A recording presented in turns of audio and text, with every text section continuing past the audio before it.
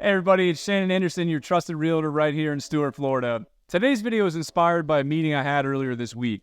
A local seller called me to schedule a listing appointment for me to come over and discuss listing and pricing their home. Prior to the meeting, I spent a considerable amount of time building out suggested pricing based on most recent neighborhood and county data. Also looking at how that data had been trending back 6, 12, and 18 months, and finally active homes on the market that are sitting without selling and how we compare to those. The vast majority of what I brought with me was simply data from our local board of realtors, tax collector data, and MLS information. After presenting this information, the wife quietly stood up, walked out of the room, and returned with a copy of the Wall Street Journal, placed it in front of me, and pointed to a news headline that suggested the market was moving in a different direction than the data that I had just presented. You want answers? I think I'm entitled. You want answers? I want the truth! You can't handle the truth! So this has made me want to dive into a topic that confuses so many. Why can national and local real estate stats and data look so different? And more importantly, how should this shape your buying or selling decisions based on where you live? If you've ever turned into the evening news or browsed a real estate headline and you've seen those big sweeping stats about the US housing market, but then you take a look at your local market and you go, that doesn't quite line up.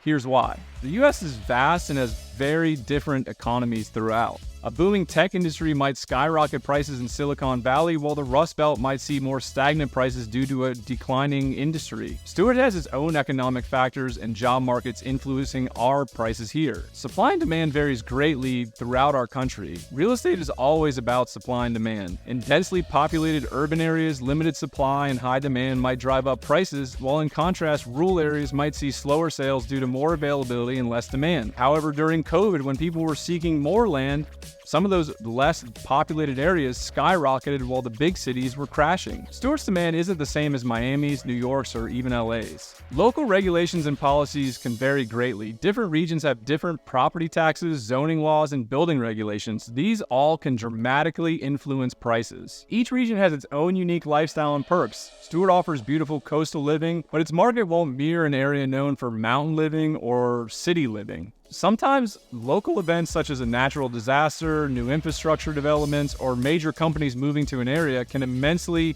and immediately shift the value of properties. Here's my advice. Pay attention to local stats. National trends can give a great overview, but your decision should rely heavily on the local data. Work with a realtor who knows your area inside and out and can provide you with hyper-local stats and insights. Be careful with generalizations. Just because the national average home price went up by 5% doesn't mean that's what's happening in your community. Ask questions. If you hear a national stat or a news article and wonder how it applies to your town, ask. I'm here to give you specific advice on my area, but I cannot give you accurate information about just any localized market throughout our country. While national stats provide a broad picture, they're just one piece of the puzzle. Stuart, with its charm, coastline, and community, operates in a unique rhythm. Whether you're looking to buy or sell or just make and understand the local market, remember to focus on your local pulse. Thank you for tuning in. If you found this information helpful, give this video a thumbs up. Don't forget to subscribe and be kind.